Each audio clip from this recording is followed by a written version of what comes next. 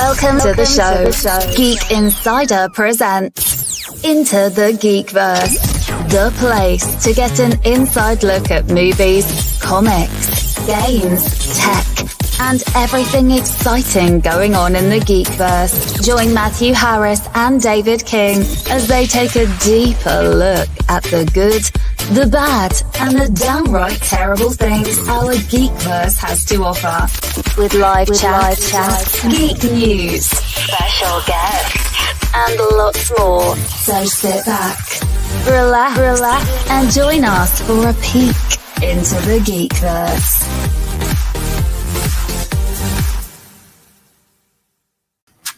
And happy Sunday, everyone. I say happy. Sundays aren't ever happy, especially this time of night. Monday's coming. But welcome to Into the Geekverse, everyone. I am one of your hosts, Matthew Harris, and he is David King. You falling asleep on me, David? You were short. You were a little delayed on that. Folks, welcome to the show again. And David, we hadn't got to talk really since the show last week. So how was your week this last week? It was pretty good. As much as y'all probably already know, Thor Love and Thunder came out. Of course, I went to go see that first available showing, but I'll save that for another show, guys. Of course, checking out, reading what we're talking about today, The Last Ronin, which was an amazing thing, and I'm glad that I got into it this early and be able to talk about it, especially to hear what you have to say, because I know you were around for more of the original stuff than I was. Yeah, definitely. And I mean, my history and love of the Ninja Turtles goes way back. I mean, back to the beginning, really, not the very, very beginning, but shortly after that. But this comic book, the Last Ronin, I actually got my hands on an early copy of it back in 2020, right at the pandemic started. Somebody got in touch with me, asked me if Geek Insider wanted an advanced copy of it, a digital copy, to read and review, and I was like, yeah. Read it, fucking fell in love, and you understand now since you've read, the first one.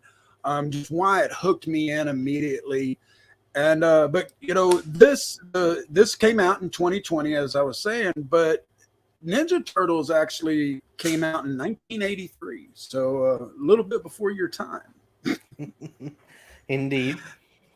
And this was actually a good little bit before I got back into comic books. This was right as I was entering high school, and I just wasn't into comics at that point in time. I didn't know that there was more than Archie and stuff other than Batman. And Batman was kind of campy back then. It wasn't the detective comics that it became to be. But of course, the Ninja Turtles was created by cartoonists Kevin Eastman and Peter Laird. They published their first Ninja Turtles comic book with in the end of the Last Ronin. Eastman says it was a loan from his uncle. I read something else that said it was they got some kind of loan or income tax return. That's what it was, income tax return and the loan from the uncle. But they paid for their own first run. It was in black and white, and they got it out just in time to be able to go to their first convention, and it took off, man, like gangbusters. And a few things you can say that with. Power Rangers was one, and I thought that thing would die after the first freaking little bit. I was like, that's dead, that's stupid. And here it is, 50 years late, not 50, but a long time later, and they're still around. But so Ninja Turtles came out. Now, when I really got into it was when my daughters came along. Which was, of course, they came along in 89 and 90. But so when they were a little bit older, they used to wake me up in the mornings. Daddy, Ninja Turtles is on. It was either Ninja Turtles or X-Men. I think I've said that on the show before. Whichever one came on first at that time. Both of them happened. But anyway, then the Nintendo game came out, which is right. It helps if I keep stuff loaded. I have the chat loaded in case anybody started talking. And speaking of, David, tell them how they can chat with us live. Guys, we're really excited, and everybody who gets to tune in every Sunday night at 9 p.m. on YouTube, you can chat via Facebook or on YouTube. This will come in, and we'd love to give you guys a shout out. Feel free to ask us some questions. We'd love to interact with you guys.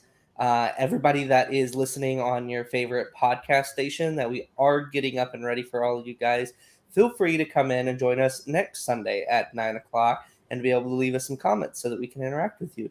And guys, no spoilers actually ahead on this mention, but trust me, if you are not watching this live, you're going to want to consider subscribing and doing it because we got some surprises coming up. Very much so. And speaking of spoilers, it says it in the title, but before we get into the Last Ronin here in a minute, folks, there's going to be spoilers. This comic book series is going to be ruined for you if you listen to this show. Therefore, if you're never going to read it, tune in because this is a badass comic, guys. I haven't been excited about a comic in a long time. And we got the hardback edition. David and I both got it. It just came out this last week on Amazon. Not trying to give them a free plug or anything, but you can get it there, and it's actually only $20 right now, and it's still the first edition. I say get your hands on it. It's just a badass read, and the artwork. Go ahead, David. Now, I do want to say you were mentioning before about spoilers and that this will ruin it for you. I've got to say, guys, by no means watching and listening to us is going to ruin this. If Teenage Mutant Ninja Turtles is a train that you can get on and, watching, doing these comics and everything like that is your thing, guys, you could listen to us 5 times over and over and you're still going to get wowed by this issue. Being able to go through it, see the artwork for yourselves, get the emotions that they put into it by leading you through this journey. It's a totally different experience even than when you listen to us. So even if you do listen to us and stuff, highly encourage checking it out for yourselves. Yeah, and actually I took notes on who did all the artwork and everything. Oh, wait, there it is down there. Okay, we'll get to it in a second. Because I did on the Last Ronin, because I'm blown away by this. He's exactly right. The artwork is great, and I did misspeak by saying it's going to ruin it for you. It's just we're going to tell the storyline. We're going to reveal some of the big secrets, not all the big secrets, but some of them. But yeah, it's definitely still worth the read because of just the artwork and then the story itself. And it's a kind of a standalone story. Even, if you just know that there's 4 Ninja Turtles and they had a sensei that's a rat, you can read this story. It's set in the future, but we'll talk about that in a minute. As I was going to say, the Nintendo game, which is right here, me and my brother played the shit out of this game. And you're talking, I say grown men, we were in our 20s, but we played the hell out of that because we also played the stand-up one I showed a minute ago. Now that sucker was fun. Or no, I didn't show it. I showed David a while ago. This came out the next year. The Nintendo came out in 89. The video, or May of 89. This came out in October of 89. And there was a little convenience store by my apartment, and Jason and I would go over there, and like you could see, it has four joysticks and different buttons, so you could play with whatever turtle you wanted. And so sometimes it was fun to mix them up, but other times it was fun to focus on that one turtle and get all the moves down. But anyway, so now, go ahead. I do have a question while we're on the video game point. I got to play one of them. I think it was for the original Xbox or something. I can't quite remember. But back to that one image that you had of the the Nintendo video game. Now, yeah. I know that there is the 4 different turtles. They represent the different colors, named after the artists. But how come in this Nintendo one, they're all red? Saw it too. Like, I just saw it too. Yeah. I didn't know if you knew. Game. No, I just saw that as you were right before you said it. I was like, wait a minute, why are they all in red? But if you look in on the gameplay on the right, you can kind of see that's Leonardo in the blue mask. But yeah, that's a good point. I never noticed on the box. I wonder if that's really, I mean, I guess it is the real box, but go ahead. No, yeah, I was just curious about that because I was like, is it just something about like, was that one mainly focused on Raphael? But I guess it was just maybe a or something else. But the game I played had something to do with them in the future and something like that. But I loved it, and I think that really started when I started getting into the TV shows, the animated ones.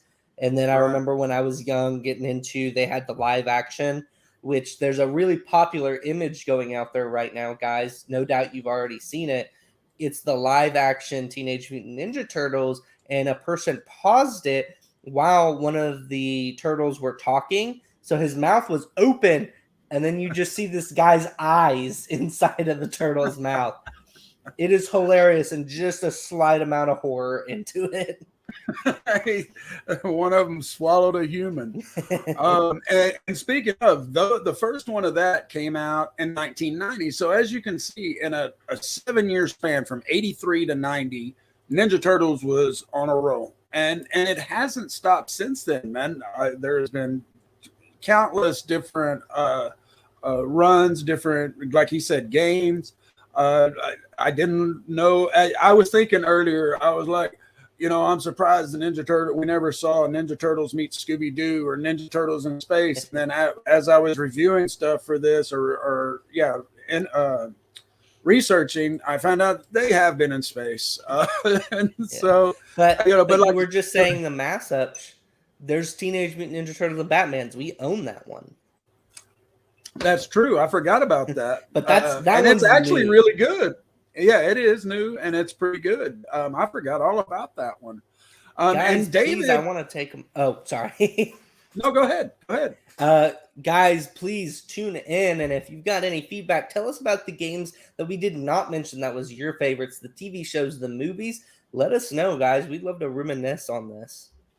Or some badass comic book lines. And if you can't comment live, go on the YouTube channel and leave us a comment. I'm checking that stuff. I will reply, but tell me, if there's a certain set of numbers that is badass, let me know, because I'd love to read them, or we'd love to read them. And then so that brings us into Ronin, or the Last Ronin. And like I said earlier, I had gotten an advanced digital copy of this. This was released October of 2020. And where they screwed up, man. Oh, wait, first I was going to back up. David and I actually had pizza with the Ninja Turtles. And we met Bebop and Rocksteady, you remember? Yep, I still have the pictures of them. Of us and speaking of, yeah, she was. And this was at a comic book convention, of course, folks. We weren't on LSD or anything. And speaking of that, we are going back to that very same convention. Wasn't it that one, or was it the other one? Yeah, no, it was the Bell County Convention, which we will be going there in August. Please remember to check us out and subscribe so you don't miss anything out. And guys, tell us if there's any place that you don't see us that you want us to appear on. We want to be able to make sure that we are out there for y'all on every platform that you want. So like Matthew said, come into the YouTube, drop us a comment. In fact, you can even shoot us an email, and we would love to hear from you so that we can get out there on those popular platforms that you want to see us on. Yeah, I need to get a better email set up. I need to get you one for sure, but I need one that's just a show. But you can contact me, Matthew at geekinsider.com, or there's info, which is quicker to type, info at geekinsider.com. I'll see that. I'll always share anything that we get with David. But yeah, and what he said, if there's someplace you want us to go, let's keep that in the Texas or Tennessee region. I'm in Austin area. David's over close to not Knoxville, Nashville. And so yeah, we can travel back and forth fairly affordable, but maybe Kentucky would be doable because we could hit the casinos as we go. But anyway, so now, right on time, we are into chapter 1. And now, what I was saying a minute ago, or issue 1, this is the chapter in the hardback that we got. these guys, I guess they kind of screwed up. Not kind of screwed up. They did screw up, but I guess they kind of just underestimated how good this was going to do, because they didn't even print enough of the first issue to fill up the stores, for the stores to get their orders. What I researched said that there were 130,000 pre-orders or orders, and that they were way short. They haven't. From everything I found, I couldn't find anything on how many exactly of issue 1 first edition there are. I would love to know that, but apparently IDW and Eastman have not released that information. I do have a question I just thought of. Sorry, I know we were going to jump into this, but I got to pick your brain because, you've been a longtime fan of this. And do you know, was Casey and April something that was introduced later on as it got more popular, or was this a day one they were characters involved with the Teenage Mutant Ninja Turtles? That's a great question, and I don't know. So, folks, if you know the answer, pop it in chat on the YouTube, or leave it in the comments on YouTube, or hit us up on Facebook. You can chat to us on Facebook too, and we'll see it. You don't just have to be on YouTube. But no, I'm not sure if they were in that initial run or when they were introduced. I know Casey, I think, was introduced in the first Ninja Turtles movie. If not the first, then the second one. And I'm talking the ones from the 80s and 90s, because he was one of mine and my daughter's favorite ones.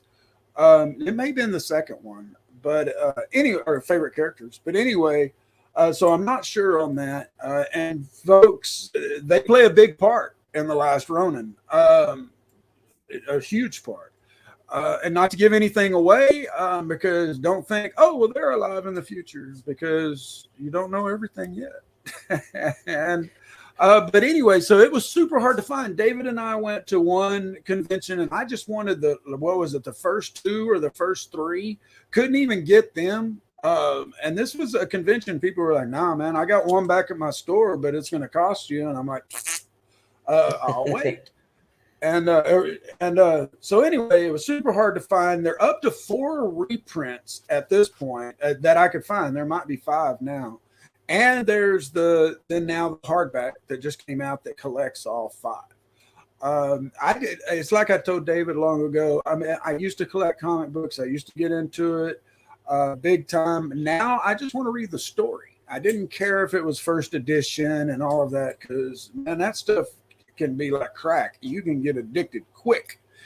So, $20, sure. And I'm glad I did. Now I kind of wish I'd have gone back and got the first editions, because this is awesome. And the whole idea, guys, really came up 20 or 30 years ago. Eastman talks about this at the end of the book. Him and Peter Laird kind of pitched this thing back and forth of what would the Turtles, or what would happen to them in the future. And so they kind of had this not little idea, but they had a general idea of a story, but they didn't do anything with it. It got shelved for a long time. And then he got together with Tom Waltz just recently, I guess I can't say recently. It had to be 2010 or something, because he said it was another decade in the works once they started talking. At least the script and everything was. And so, Tom Watts and Eastman worked on the script for The Last Ronin. The artwork is by Isao Escorza, Isaac Escorza, Ben Bishop, and Kevin Eastman, with Luis Antonio Delgado on colors. And so that gives us everything leading up to The Last Ronin. So now we're 20 minutes into this and hadn't even discussed The Last Ronin that we told everybody we were going to discuss. Now, getting into it gives y'all a little bit of information without going too far. So anybody that's tuning in, and they kind of don't know too much about Teenage Mutant Ninja Turtles, whether you don't know anything, whether you know a little bit, I do want to tell y'all there's 4 main Ninja Turtles, and they represent different colors. You have blue, which is Leonardo. All 4 of these are named after the artists of the past. Leonardo is more of a leader type of person. He dons 2 swords. You have Raphael, which Katanas. has blue, and he does the it's not I forget what it's called, but it's like one long size. I almost said scythe, but I knew it wasn't that. Okay, scythe. Yeah, it's like SAI, I think, but it's size. Yeah. And he rocks a really mean attitude, hot-headed and everything. You have Donatello. He rocks purple, and he's got a staff. He is more technology, intellect, all that kind of stuff. Then you have Michelangelo, and he dons orange, and he's more of the playful, like, rock it out dudes kind of attitude. And so this is going to give y'all an idea, because as we go through these chapters, there's certain points that kind of benefits you to know from, the way that they talk.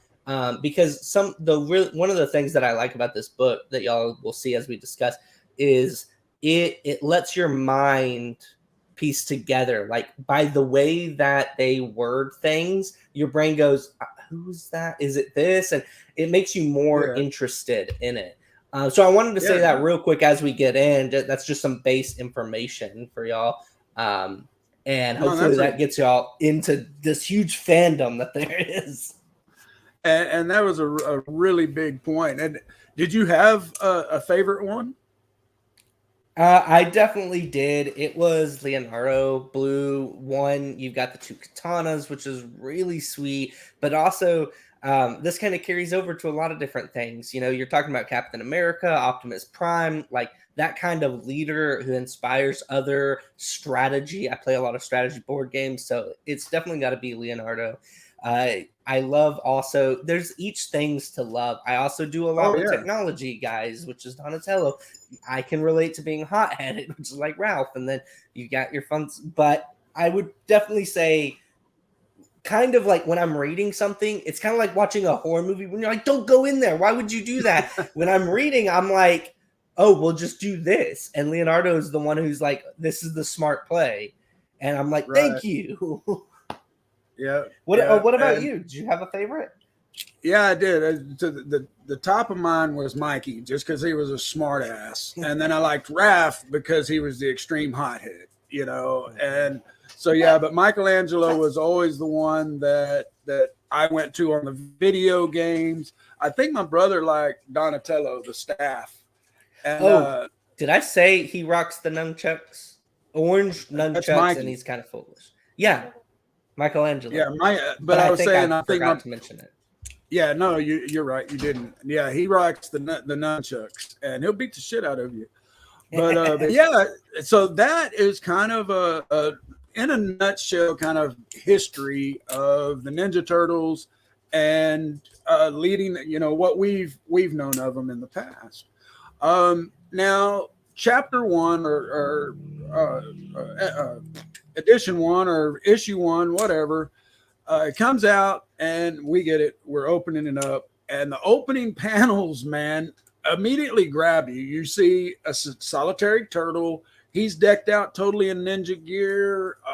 It's hard to know who he is because, as David just mentioned, all those different weapons, he's carrying them all. He's got them all. He's got the katana. He's got the staff. He's got the size. The only thing you don't see is the nunchucks. But he switches them out for these dual staffs. But he's also wearing black because you don't know who this is. Right. He's got a total black mask on, and he's trudging through the mud, and he's talking to himself. He scales a wall with barbed wire, and he says something to the effect of, it's time to finish this or die trying. And then we see that it's a city that's behind the walls. And he says something to David, what was, they're trying to keep people in, or it looks like they're trying to keep people in than trying to keep them out. And he says, I'm going to make them pay for that. I'll make sure of it or something. But so he gets in, he sneaks through alleyways and stuff. And then he's like, and there's people talking to him off screen. It's like it's the Turtles. They're talking to him, and they try not to give anything away Basically, yet. you get some like I was trying to tell y'all before we got started into this. You get these sentences in these bubbles, classic comic book style, coming from behind him, and even then, you get to see the three turtles behind him in the shadows. You know, you don't get to see any details; you just get to see the figures, and you know, they're each saying their own thought bubbles. And you know, if you kind of know their attitudes, you start trying to place which one's which. However, Right. since this is placed in the future, you start wondering, you know, because they all are kind of merging. They're not a clear, distinct difference. So when you're reading it, they're still It does get leading you hard. going forward. And also, Right. what I like about this first chapter that you talked about is they don't spend so much time dwelling on his surroundings and getting people to understand how different this is. They casually drop it, and then they give you this artwork for you to kind of see it other than what it's mainly doing. So it paints a picture but doesn't swallow the story. And like I hate when stories like take so long and then just like, oh, that alley looks like a good spot. It's dark, but it used to be like, and they take way too long into that. And I think they did a Right. really good transition here where you can see it's totally different, but also at the same time, they're not focusing on that. You're coming to your own conclusion seeing that. Yeah, very much so. I was trying to see if any of these. I'm throwing some images up, guys. It's the alternate. What do you call it? The alternate versions, the variants. That's it. There it is. I can't think. Variant covers of issue 1. None of them are really showing what we were talking about here. But yeah, there's so much that's in the artwork in each panel, and you figure out that or not. You figure out Mikey goes up and he steals a motorcycle. Yeah, there we go. I don't know how I've got it minimized.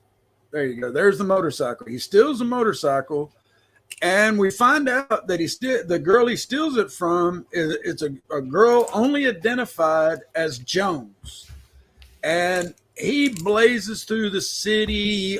He uses the bike to create a distraction. His brothers keep messing with him off screen. He ends up in the sewer, and there's a quote here in a minute from that scene, or when I get done here. But one of my favorite quotes from the entire city or the entire series is from this scene in here. But he makes his way through the sewer. He comes out and he runs into a fully integrated robot security with katanas. And so it's like a ninja robot, and he destroys it. And he sees it. Part of it's human, like the face. And one of the brothers makes a comment, something to the effect of, "It's more synthetic than human. It's a Sinja. Call it a synthetic ninja." What did you think about this to this point? Because he hasn't made it where we don't even know where he's going yet. He's just in a city whooping some ass in a city behind a wall. Yeah, I mean, my brain's going a million miles an hour because, you know, I'm trying to figure out who this is, what has happened up to this point. Is it the Foot Clan that he's after? Is it, you know, like I heard Jones? And for the people who don't know out there, when we were referencing Casey and April, their last name is Jones. I love it. Well, Yes. but that was previous before this. There's ones Them out two there. being together. Yeah. Okay. They tease it a lot, but yeah. See, I didn't know they ended up together. I knew there was the whole flirting thing, but I never knew that they got together. Yeah, in the show they Go ahead. ended up I'm getting sorry. married. But anyways, but you know, you don't know. It's a common name. So I'm like, is this related? What's going on, you know? And so that's where my brain was going, was kind of wrecking, but also just astonishing by the artwork. You know, and I'm trying to pay attention to little details like the weapons that he used. which we probably won't mention it enough, and I'll go ahead and say it now. Throughout this, he does a good job switching between the weapons. It's not like he uses a favorite or anything. So yeah, and there's some badass, especially one specific area when he's using the different ones that just blew me away. I loved it. And we'll get to that. But yeah, so you just hear the last name Jones, and he just dang, I just lost not my train of thought, but my place where I was looking at notes. He did the bike, stole it, distraction, blew the bike up, got in the walls or something. Yeah, and then he talks about, so I don't remember exactly what he says, but he's remembering things from Splinter, and he says there's a time to attack, a time to crouch, and a time to fly. And he flies through the air and he lands on a flying cop car, and they open up the doors and it's more of the robot cops, and he throws them out, and he's like, yeah, he throws out Sinjas, and he's like, I need a ride, and he climbs in and it flips upside down, and he just goes, damn it. and so he jumps out, and it's coming down right on top of him. He's like, are you kidding? But there is some really good comedy here, and not comedy, but levity, I should say. Just some like you'd see in most action movies. Yeah, exactly. But then he makes his way. Oh, we find out now that the person that's there, the turtle calls out his name, and it is Oroku Hiroto, and it's Shredder's grandson. And so here we are. I don't know how many years, 40, since 87, you do the math, but since 1987, 89, Shredder's back. Or not Shredder, but Shredder's name is back. And so it's his grandfather, or grandson. He orders the intruder to be caught and executed for all the city to see. And he only knows that there's an intruder in the city at this point. Doesn't know anything about it. It's just there's somebody from the lower ranks, the dredges, that's how dare they? He wants an example made out of him. He even says something like that. The folks in the dredges, they need to be taught a lesson. And of course, he makes it into the building. He finally makes it into the building, sees there's a tons of security. His brothers are still fucking with him the whole time. And I keep almost saying the Ronin's name. And I'm glad we're almost to the part where I can reveal it. Yeah. One thing to mention, when he gets in to this entire point, you're hearing the brothers, they're fucking with him and everything like that. However, it's not mentioning it. However, you are noticing at this point, all the times that they're talking and stuff, that you don't see them other than in the background. They're not in the fight with him. You're still only seeing him fight. Right. Just because I don't think what we've made clear, and I think going into the second, it starts telling the story of why this is the last Ronin for people who don't know what Ronin means. But for y'all to paint a picture when we say that they're fucking with him, they're just in the background and you don't see them in the fight with him. Right. And so I don't know if they do this, or this is going on to edge. I almost did it again, to edge him up, to make him fight more, because he goes off and fucks up a ton of the Sinjas. And I said Sinjas from hell is what my note said here. But they get progressively stronger and more badass as they go. They're getting bigger.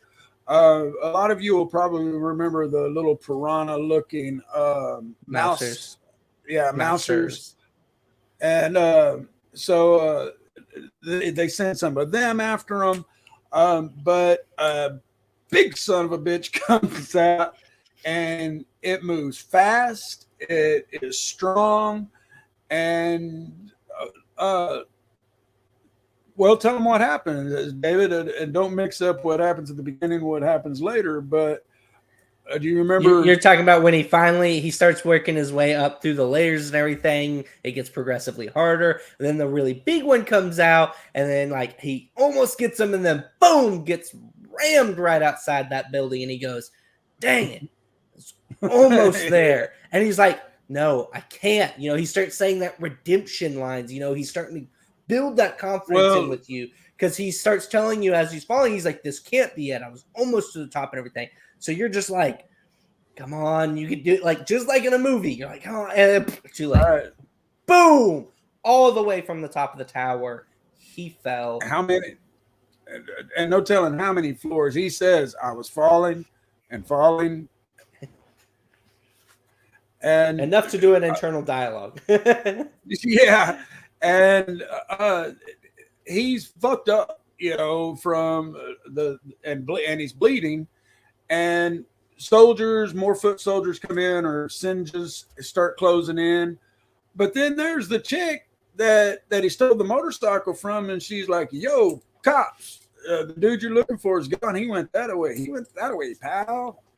And so the bots are like, "Head to Central Park," and they take off. And Homegirl turns around, and he's gone.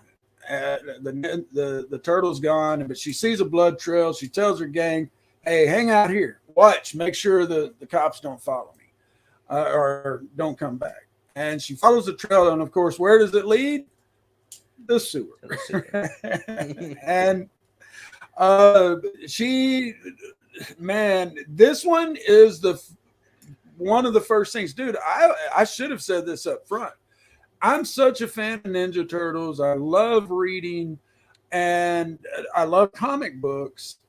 There are several times in the series where I literally teared up, and this coming area is one of them, because we see the last turtle, or the turtle, kneeling there, and he's laying out all the weapons, and he's saying, "I'm sorry, Father, I failed the family." And he's talking about not being able to make it, and it gets really bloody. He's laying out the weapons. He starts talking a little bit about his brothers, his family. He's talking about standard Japanese culture and stuff like that, like bringing honor, and wasn't able to do that. And I believe it even kind of gives you the idea that he's like, I spent all this time or training or whatever, and it was all for nothing. And so then you start to get a clear picture. I feel like, at least me, it was the first time that I saw a clear picture that one of the katanas that he wielded was broken. Yeah. And that's the one he takes. And guys, he's fixing to commit Harry Carey. He's fixing to do the honorable thing. He's got it in front of him. He's fixing to do it. And man, I keep getting chills talking about this. Man, I'm such a geek, And I'll help you out then. He grabs it. He's about to do the honorable thing. For people who don't know the reference that he was making, because I'm going to raise my hand, I didn't know the reference.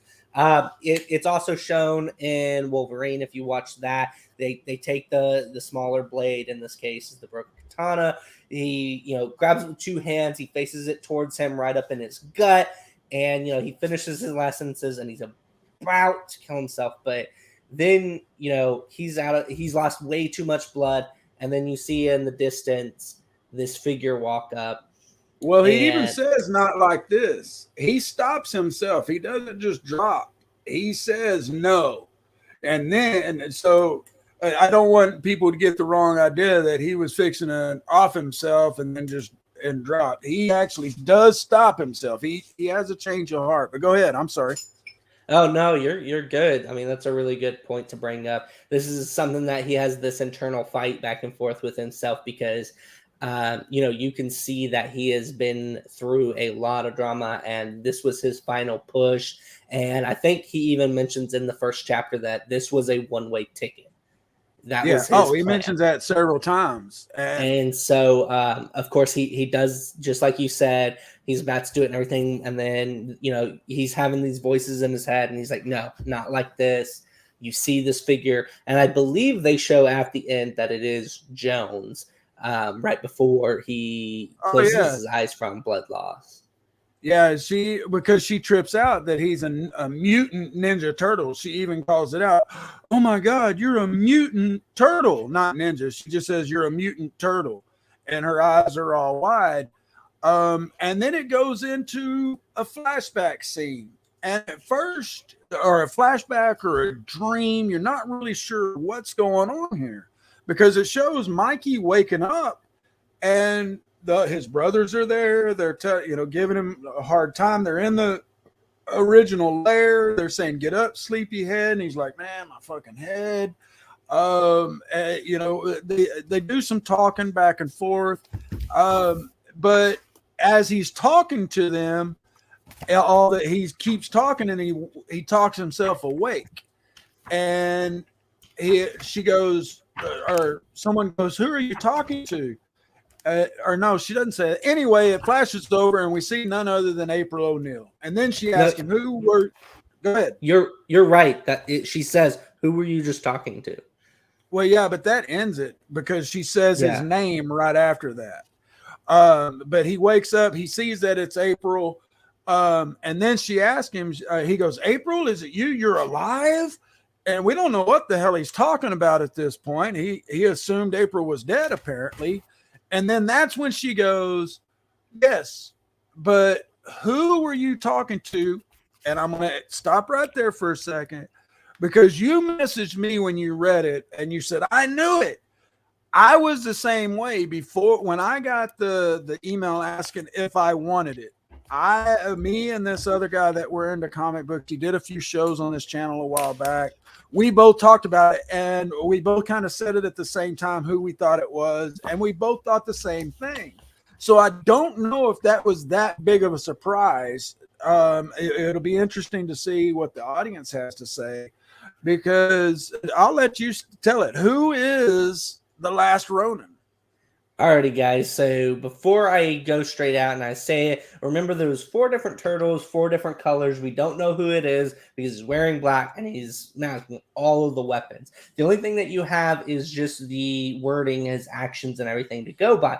However, they do a really good job in this first chapter because you got to think about this is in the future. They've obviously all learned from each other. So you get he's obviously got this leader trait and he's going forward. He's got the hot-headed trait. He's having to use everything to his advantage, like technology, and he's having to do some crazy stunts. So you get to see all of them. They do a really good job. And to what you were saying, I think that for fans of a really long time, I think that they only saw this coming because it was the most logical that made sense. So it's kind of hard to see anything else. But ladies and gentlemen, it was none other than Michelangelo, Mikey. And this may come to a surprise for some people because he is not how he's portrayed in the previous video games, movies, and everything. He always skater, never took anything that cost him. He just ran out there and just did crazy. And, you know, like he was always kind of like the joke one. Like he was still really kick ass, and so to see this, I think some people may be surprised because he's a lot more angry, and you always see this face that you saw on Raphael and how vengeful he is. I think that some people would have said that, but I think that I knew it was him because you're talking about the idea of Last Ronin and what Ronin means being the last one.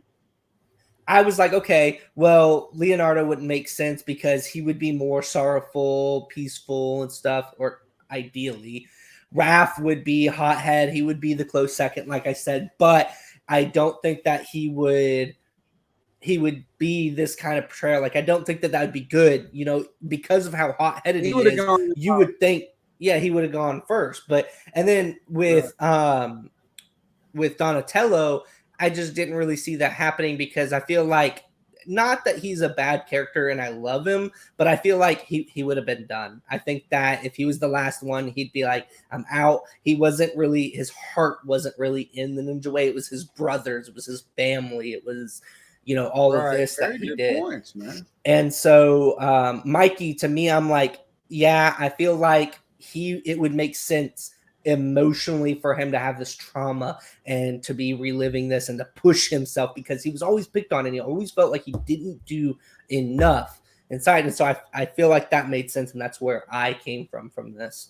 But ladies and gentlemen, if you are on YouTube, Facebook, you're catching us in live, please drop a comment. Let us know who you thought it was. And if it was who you thought it was, then, tell us, what was the most exciting part in this. If you've read it, anything, tune in, let us know. We'd love to talk about it. If you're not tuning in to us live, feel free to go onto YouTube, subscribe to us, and you can drop those comments down below. We will check and get back to you, as well as there is a little bell. Feel free to hit that bell. This will let you know every time that we are live. But enough talk about that. We now know that this Last Ronin is none other than Mikey. Most people call him Mikey, his brothers and stuff like that, but his full name is Michelangelo. I told you I knew who it was. You said that you knew who it was. What was your thoughts? You finished this, you're going into chapter 2. I was stoked. Well, I didn't get to go into chapter 2 until 2 years later. I read the first one. We went to the convention. I wanted those. I couldn't get them. And there was just no way in hell I was going to pay $30 for a fourth printing of the second one or any of that. I was like, eventually they'll come out with a trade paperback. So all I got to see was up to that point was Mikey. I was stoked, man, because I was right, but Mikey, like I said earlier, was my favorite Ninja Turtle. One, because of attitude, and two, just because he had skills, man, for being a smart ass quote teenager. He had some skills and he loved his pizza. But he was the whole interaction I was talking about earlier, where it gave me one of, if not my favorite quote from the whole series, when Mikey's down there and he's trudging through and the brothers are giving him shit. And he goes, I know that smell. You can take the turtle out of the sewer, but you can't take the sewer out of the turtle. And one of the brothers off screen goes, what does that even mean? And that was actually something, if you did not know, that he has said in the past. 2 or 3 different occasions he has mentioned that, because one of the ones where they started an animated series, and you can catch it on Paramount, in like the first episode or so, when you see him dropping on down and he's skating through the sewers, he goes, you could and he makes that reference that, like, you could take the you can take the turtle out of the sewer, but you can't take the sewer out of the turtle. And so, and then he's not one other. That makes more sense now, that the brother saying, what does that even mean? That he said that over time, and then finally one of them is just going, what does that mean? And it's his internal dialogue. He's filling in what he thinks his brothers are going to be teasing him about. Well, and that's a good point. And we do learn, folks, on what happened to the others. We're not just thrown in the future with one left, and he's got Patrick Swayze and the 3 Ninja Turtles following him around, and I see dead people. It's not like that. We do find out the story of what happened to them, what happened to Mikey, what drove him to this point. David, we are 50 minutes into an hour-long show, and we've covered chapter 1. I don't want to go 4 hours again, but I think we could probably wrap this up in about 40 minutes if we push. Do you want to stay until 30 after, or should we turn this into 2 shows and continue this next week? Because we only planned on 1 show on this. Guys, I'll tell you all what. Let's go ahead and review the chapter 2. I think we can get that knocked out, and then let's get into chapter 3 and 4 next week. Guys, go ahead and listen to the rest of this. Take some notes. Oh yeah, 3, 4, and 5. My apologies. But guys, go ahead and take some notes about what you think of it so far, what your questions are. Join us next Sunday at 9 o'clock on Facebook or on YouTube feel free to chat with us with the comments live, and we will answer your questions, especially if you chat with us immediately upon starting. We can start getting your questions out of the way, and you can even drop your guesses. And as we start talking about it, you can be like us. I knew it. And we get to tell you all about it. If you also, at the end of this, just can't wait, feel free to drop those comments down into our YouTube, and we will get back to you on it, and we will let you know, if that's something we're going to be talking about. Next one for you to tune in on.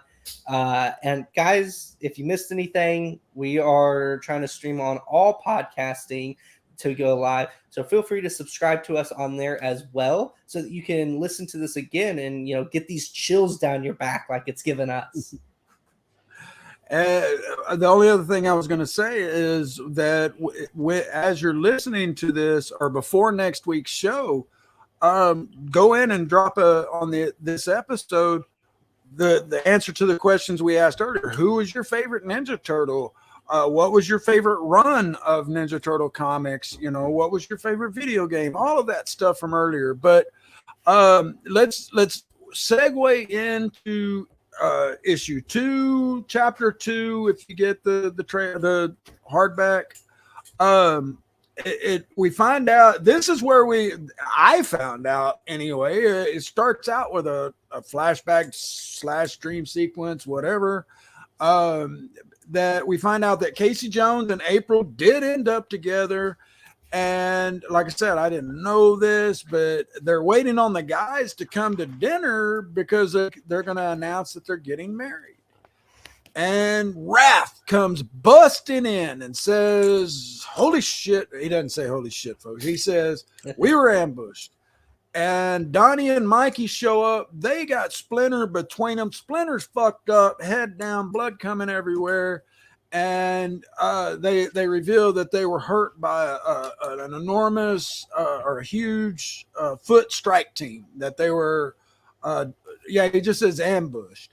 And of course, Raph being the hothead and Casey being the human version of Raph, they want to go bust some heads. And and they're like, we got to go find Leo. We got to make sure he's okay. And then Leo comes in. He's standing at the door, and he's like, stand down. Classic. Now, before that, I think it's really important to mention that in between these flashbacks that you are experiencing, you see April waking up from her bed, just traumatized by what happened. Yeah, it's before Leonardo comes in. You see the picture. Oh, okay. Where she's okay. here. I'm sorry. And she's traumatized. And it flashes back to her memories. And so you're getting to get this more of a feel that like this was really traumatic. And she's remembering this hardcore with how bloody this is and everything. And it goes into, Leonardo coming in and, they're trying to go out to save Leonardo, Raph, and Casey, just hot-headed. I'll let you pick it back up, but I just wanted to say, because I think, for me, a lot of cinematography, artwork, and I like to see how this paints a picture and drives your emotions into understanding just how traumatizing this was. Yeah, no, you're exactly right. And you do a great job of that. I love how you do the character, you talk about character building and the cinematography and the artwork. Because yes, I love all that same stuff, but I don't think about, discussing it until you bring it up, and you really bring up some great points here. Because it flashes back and you can see the horror on her face, and it looks like it was a dream there for a minute, but then, she's putting her head in her hands, she's awake, and we go back. And so it's like she's remembering at that point. And everybody else is after Leo shows up and he tells everybody to stand down. Everybody's discussing getting Master Splinter some help, that he's too busted up. They can't help him there. And they realize Raph is gone. And then we're back to the present. That's all we know. Raph is gone. Mm-hmm. And something we learn at this point, this is what I thought you were going to give away a second ago. We find out April is seriously fucked up. She has a fake arm, as you can see there. and she got a fake leg. And then she calls out to Casey for help. And it switches. We're gone. We're over to Michelangelo. He's talking. He's awake now, and he's out of bed. He's talking to the guys. The guys are sitting at a table. And this is something I don't know if you noticed. You will now. But it's all in black and white except for their masks. And their masks are very light. But you can tell who they are. They're not their normal colors. They're very, very light. I didn't notice that till the second time. Something that I did want to point out, right when you start seeing April and she's calling out to Casey, one of the details that makes your eye drawn and starting for you to picture your own conclusion is when she's calling out, you get to see his famous hockey stick bag and mask next to where she's asking for help. I didn't even see that. And so you start wondering, is he going to come in and he's going to pick it up? What's going on? Or where my mind went was like, is he dead? And she's just, she's doing all these memories, and is she just looking at that like she's used to asking for help from him? Or is he going to walk in? I don't know. And it cuts right there. And you get to see for the first time, like he was saying, that they're sitting at a table and you actually get to see the color in their masks, seeing which one they are, as well as you get to see weapons. So you're finally starting to piece together, okay, they're there. They've got the color of the mask, but they're still faded. And you can compared to his face that's in it. Because you could see the little bit of the green, but back there, they're still light.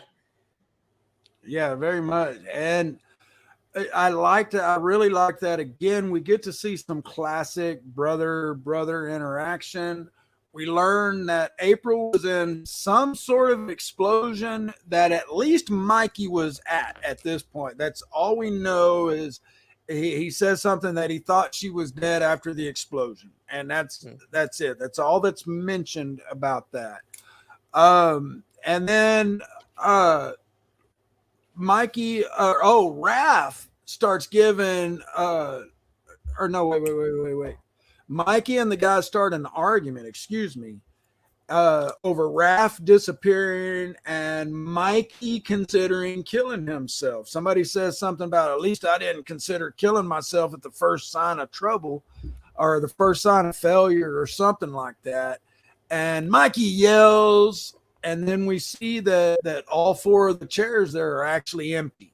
And so, again, we know that either the guys are really there or Mikey's. What I took it at is Mikey actually has their inner voices still there.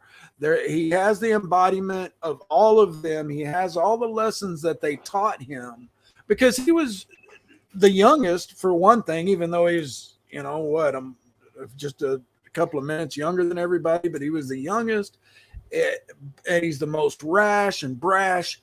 But I just lost my train of thought. Well, there is something that I don't know if you realize when you were talking about them having that fight and you get to see that there's the four empty chairs. Now, do you remember he throws the coffee pot? Do you remember that?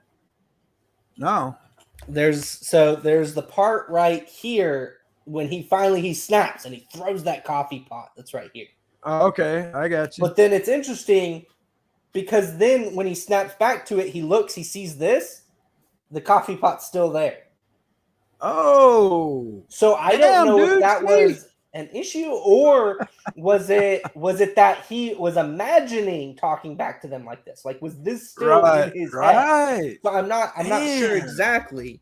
But this is really good because you're getting more of this psychological pressure that he's putting on himself, and you see them gone. And to me, part of what you said is like, okay, they're not there. They're in his head. That would make sense for, all the foreshadowing they were doing in chapter 1. Right. But then also it to me, it made more sense because I'm like, why would the three turtles in the background sound so merged? It used to be so clear between which one was which with the way that they talk, Right. and now they're not. And it's because it's his internal dialogue.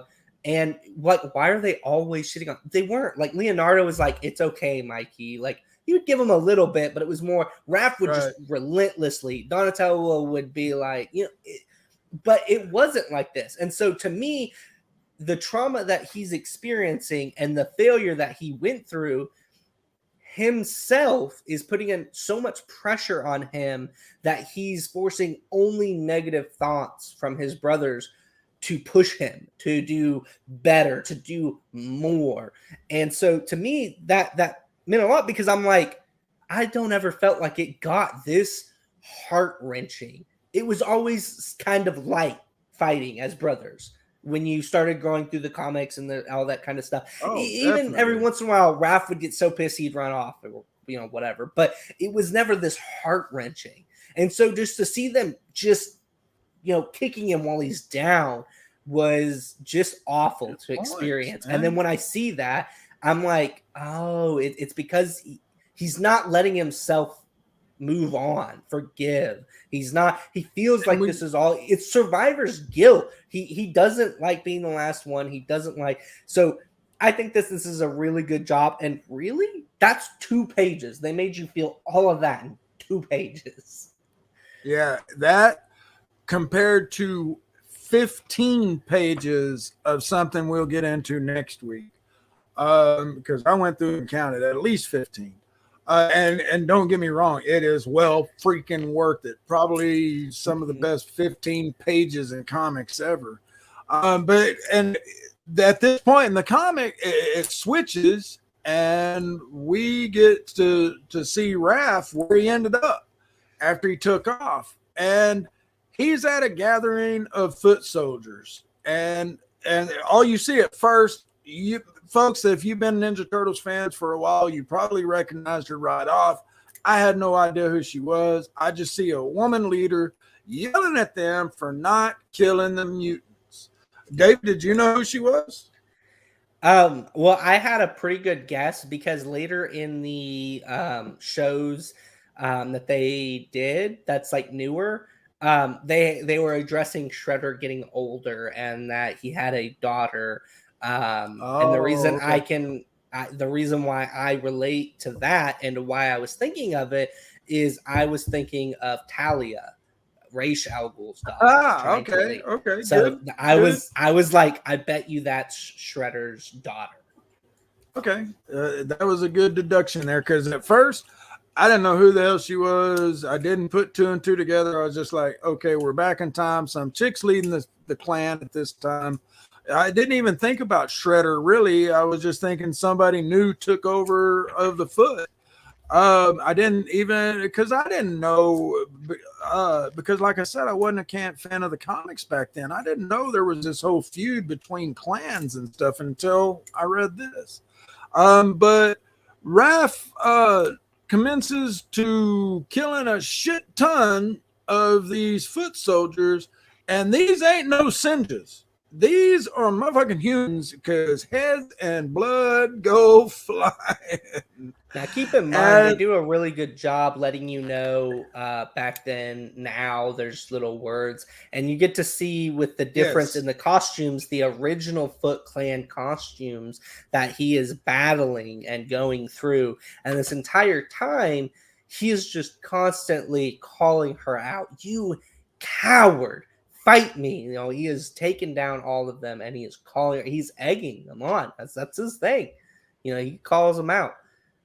So he is fighting through all of that.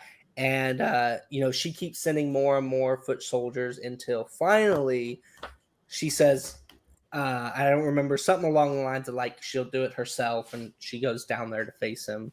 But I'll let you pick up. I know you were getting into it. No. That's exactly what I had next. Raph kills his way to her, and they start fighting. They're talking shit to each other and stabbing each other. She stabs him in the gut. He stabs her through the freaking arm, man. And when I saw that shit, I'm like, ow. I mean, I'm sure stabbing in the gut ain't no fucking picnic either, but now if you noticed, it's hard because it's darker. But if you notice when she's stabbing it through the arm, because you're following his anatomy and where you see his weapons, your eyes are drawn to that. But what you don't see is the blood. At the same time that she's stabbing her arm, did you notice she had him stabbed right here? Yeah, Like, that's just what a I'm little saying. bit. Okay, yeah. Now, I do want to mention, Jason, thank you for joining in. Thank you so much. It means a lot that you're giving us some kudos in here. We love to see y'all in there, and I appreciate you taking your time to join us. Yep, thanks, Jason. And shit, I lost. Oh wait. So then, yeah, they're beating the shit out of each other. They're talking shit to each other. They're stabbing each other. And then Raph is like, let's go, bitch. And he double flips them, and over they go into the river, I assume. They're in New York. I'm going to assume it's the Hudson or whatever. Man, and they fight some more. They're getting in a going. And, bruh, chapter 2, second time I teared up on this damn comic book series. Because there it is. And you got to show the next page because, damn, I keep getting chills. Dude, I'm such a geek. She kills Raph. He sinks to the bottom, and we see the sai fall out of his hand. And this is where I say there's a great full picture image of it. I fucking loved this image. Now, that obviously the main point that I'm driving in a lot of this is the emotions that they put in with the minimalistic, the focus on the sai, the blood, the different color variants that comes out with it going downwards. Your brain is automatically like, okay, gravity, it's going in the water, it's going down. That means he let go of it. It means that, that's always been an image of like, that's it. And you get to see at the top, there's this darker blood. So you get to see, like, without them wanting to show you just how bad it is, you're getting to imagine for yourself. And it's just horrible. Now, before leaving that, I wanted to go back. During this battle, I noticed something that really drew my attention when they're battling and they're stabbing each other and everything like that. I like the fact that he's calling her a coward, calling her out, and then when she gets into the fight, you start seeing that she's using his own aggression against him and making him get, in a way, more emotional, more angry, and less in control.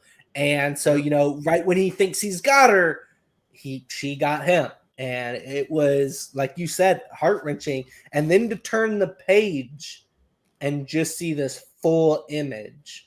And they didn't put it side by side. You had to flip it and then just a full page. And that was the first full page image in the whole thing. I do want to give a shout out, guys. If you get this hardback, at the back of it, there are some badass images, man. There's images from the covers, but then there's also just various images that do not appear, full page images that don't appear in the books, and they are awesome. And we'll talk about them more. Go ahead. You are right, Jason. How dare they? How dare they kill any of our ninjas? They're too good. How dare they? Yeah, you can't kill none of my ninjas. I love it. Oh, I'm sorry, David. I've got to change things around where you can do this stuff too. And I'm talking about putting stuff on the screen, folks. Our setup is kind of strange here, and we got to change. And remember, guys, this is only 6 episodes in. This is presented by Geek Insider. We've got quite a few shows on the channel. Subscribe to it because this is getting going. We're finding our feeling here. We're finding our footing. We're finding our voice, and we're having fun with it. And we hope you do too.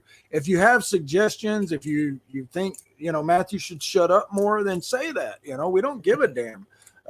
Be brutally honest. But so next.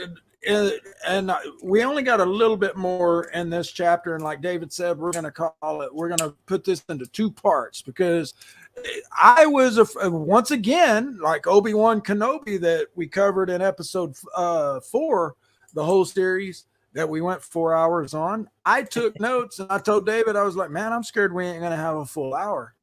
We can definitely cover 2 shows and maybe 3. But we come back into time, or into present time, and Mike and April are talking, and when she calls out for Casey again, not for to help this time. She calls out for Casey, and he goes, and you see the shock on his face, and he's like, "Casey's still alive too?" And I forget. Now this is where confusion set in, because she's like, Casey's still alive too, and you saw the mask and everything, and so I'm like, oh wait, so it is Casey. You know, I'm like, okay, right. He is. That was why his mask. That's why his hockey sticks. And Jason, I see that you are a fan favorite of ours with your 3rd comment. Thank you for joining that. I do have to tell you that we do have some guests in the works. We're really excited to share that with you. So like Matthew said, subscribe, put that bell on, and we will be giving you all updates on when those guests are coming, what they're going to be sharing. And guys, it's really exciting. I'm really excited for it, to be able to ask them some questions, for them to be able to have some time to talk to y'all. And we're talking join in. We're talking a CEO of a company that currently is getting rolling and getting backers and stuff. Not getting backers, they've got backers, but they're getting more. But I told David, I said, David, this guy's previous company, he sold for $453 million. And David said, holy shit, $500 million. But yeah, so that's coming up. We got somebody else lining up for gaming. But pulling back over to this episode so we can wrap it up before David, the bell goes off and David's feet shrink and the slipper don't fit no more. And my wife divorces me and my brother don't call me no more. But anyway, so we get back to present time. He's freaking out. Casey's still alive too. And that's when Motorcycle Girl walks in. Chick Mikey stole the motorcycle from and that found him in the sewer. And April turns around and introduces her as Casey Marie Jones. This is where a lot of things start making sense. The things that you saw in the background, where it's talked about Casey still being alive.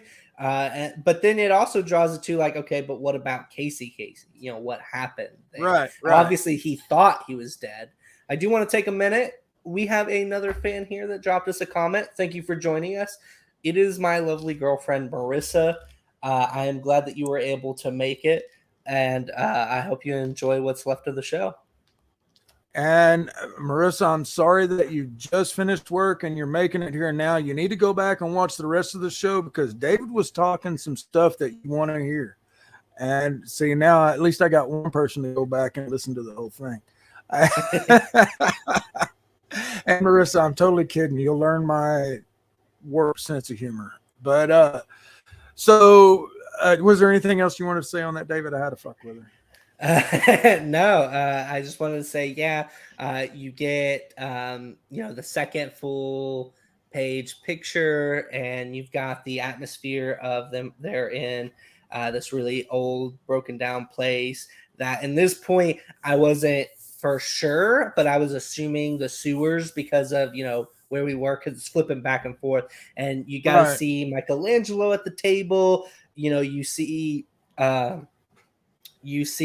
April, you see her prosthetic arm, and then you see this girl walk in. I did not realize that was the same motorcycle girl. I'm interested that you caught that, because she's wearing different, and it looks a little bit different.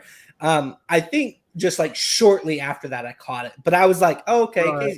I didn't piece together that it was the motorcycle girl. Yeah. But he even says and she's like, oh, we've met before, but you are unconscious. And then that's where I was like, right.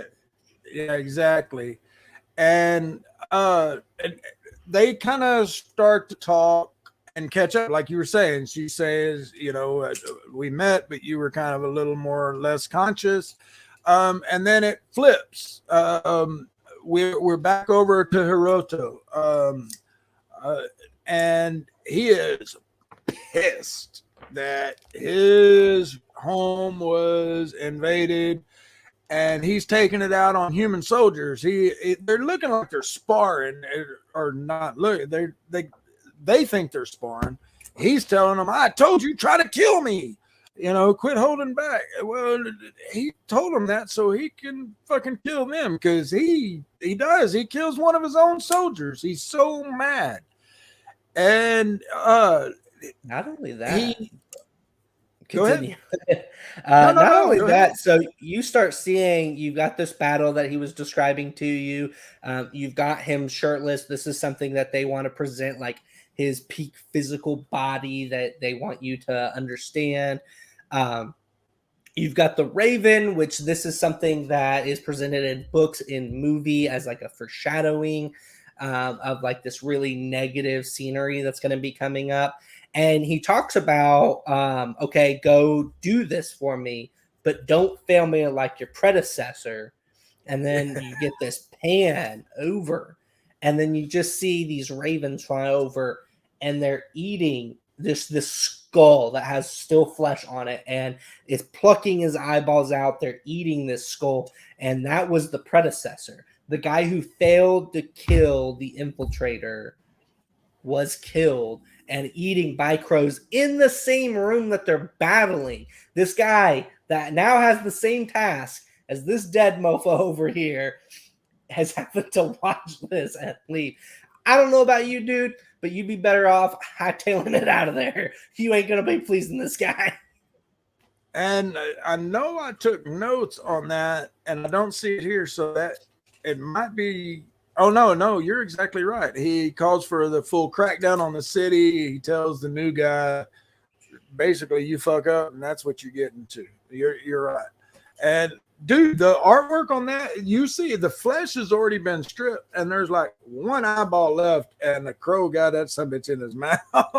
And and so, like I said, he calls for a full crackdown, and then it flips back again, and Casey and Mikey are walking around. And, dude, I don't remember, because at this point it had to be revealed, because Mikey had to realize it at this point, but I don't remember, and I didn't see it at first glance, but they're in the original sewer lair.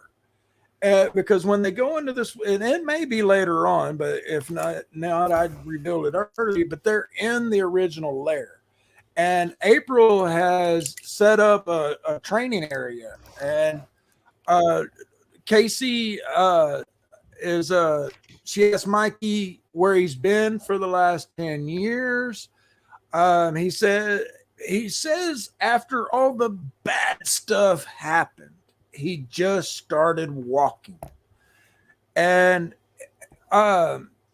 he talks about he tried to find some peace, and he seemed to find it for a minute, but then people showed up and tried to kill him, just basically for the sport of killing.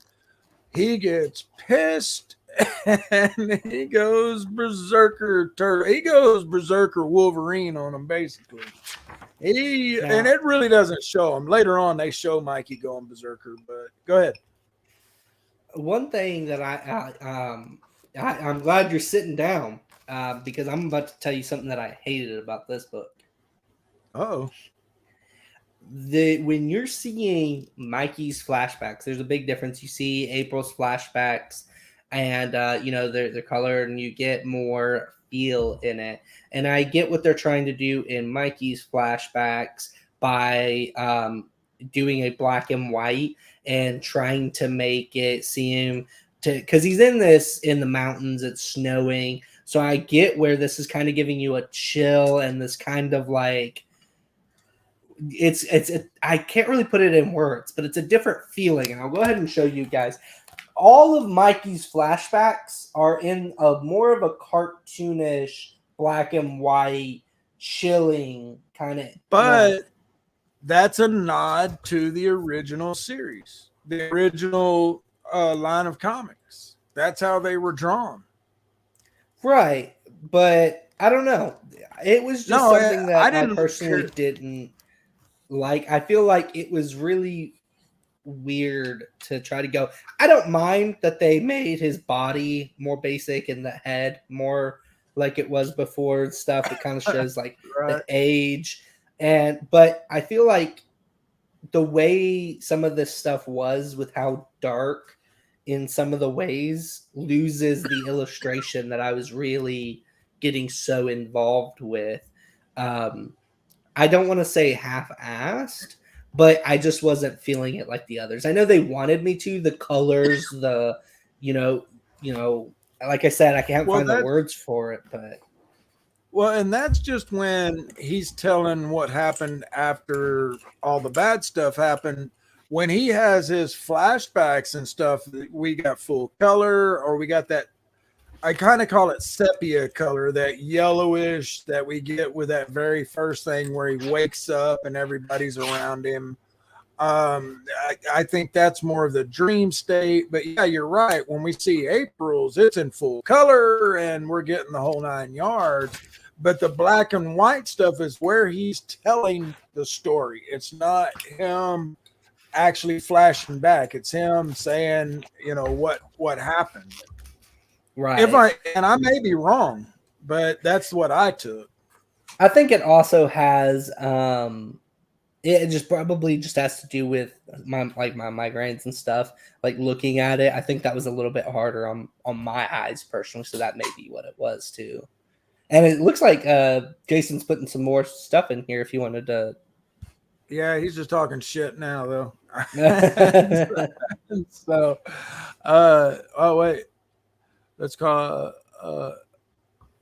he's saying let me throw this up. He said, let's call it a rough draft drawing, and I totally agree with you, Dave. I like that one better too. But yeah, so the artwork does switch back and forth, and you bring up a good point, man. They could have kind of kept some consistency between the flashbacks, the artwork. But I think, and I may be wrong, Mr. Eastman, if you'd like to come on and discuss this, we'd be happy to have you. We would like to discuss if this was a nod back to the original series or the original comic books, or if this was just, we're trying to differentiate between his retelling and what I said. But now, we're as right. What you were saying, it was I love when they can show you the difference visually, so you can keep track of which part of time that you're in and who is telling it versus experiencing it. And I do like that. However, in this one, to me, it was just off-putting.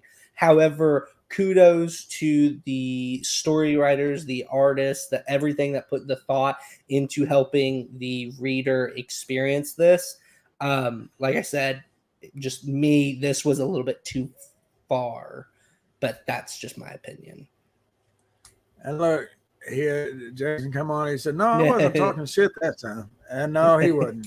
But he does talk some shit, and y'all folks can't see it unless I decide to put it up. Because Jason is a regular listener of the show, and we love him. He's great. He gives us some great freaking feedback and input. But he also likes talking shit to me. He leaves David alone, but he talks shit to me. And so we go back over to wait, what am I talking about?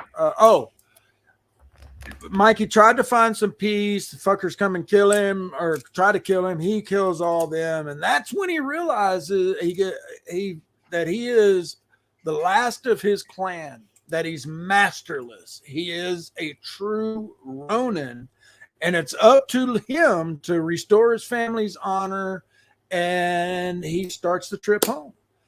And then we come back to quote unquote present time. Casey and Mikey are talking more. We find out that she has a crew. That's the guys that were talking to her in the very beginning when they said, yo, Tone, some fool stole your bike.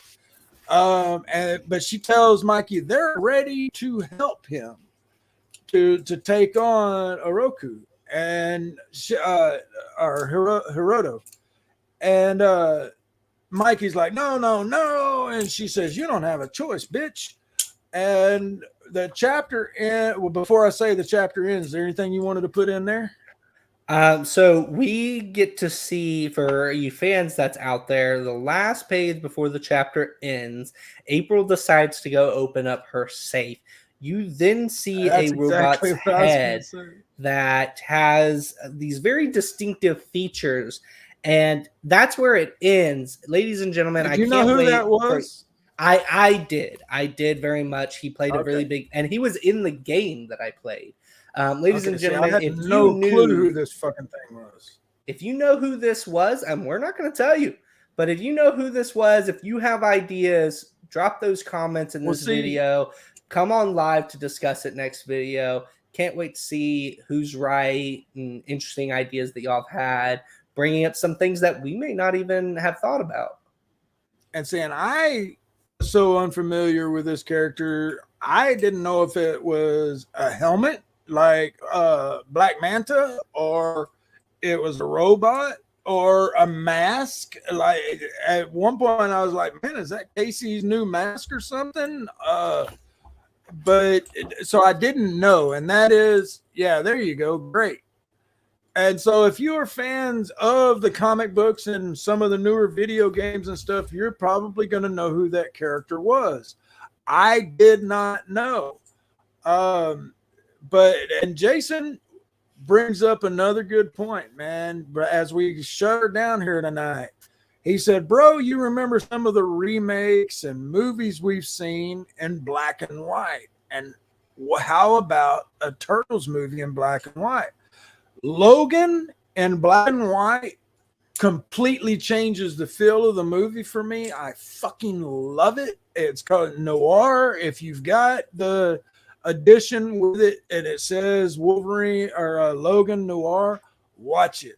Black and white, man, it fits that movie. And brother, I have to say that you're right. That I could go for not one of the old ones from the 80s or 90s, put in black and white, but like, I lost David.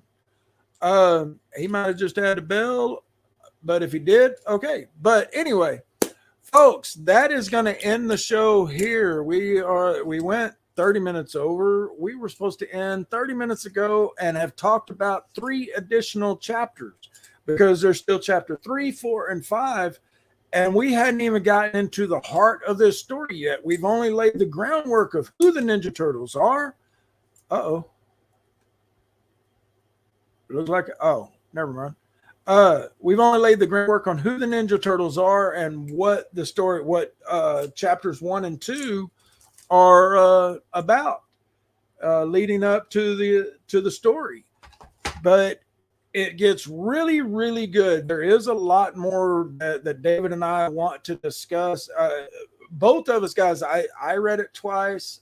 David has read it once and gone back through and taken some notes. As David mentioned earlier, drop in, leave your comments on Facebook, leave your questions on YouTube, any of the input that you want to put on these first 2 chapters or any of the last 3 chapters, because there is, like I said, a lot to unpack with this comic book line. And I am trying to look for, there we go. But it is a great comic book, guys. If you can, $20. If you got Prime, it's free shipping. The Prime deals, it might go on sale for that, but it is one of the best sellers on Amazon right now. It is the Last Ronin hardback edition. All 5 chapters are in there. You ain't got to worry about trying to piecemeal it all together. But everyone have a great week. You've been listening to Into the Geekverse, a Geek Insider production. Subscribe to the Geek Insider podcast on your favorite listening app, or join us live on YouTube and Facebook every Sunday night at 9 p.m. Central. Visit geekinsider.com for tons of great geek content, and be sure to sign up for the newsletter. We also have advertising opportunities for the website, newsletter, and podcast. And for more information, contact advertising@geekinsider.com. As always, this show is dedicated to our friend and cohort, Meredith Loughran. Rest in peace, Meredith. We'll see you all next week, folks, and you'd better be there, or we might just have to revoke your geek card. Have a great week, everyone, and thanks for tuning in.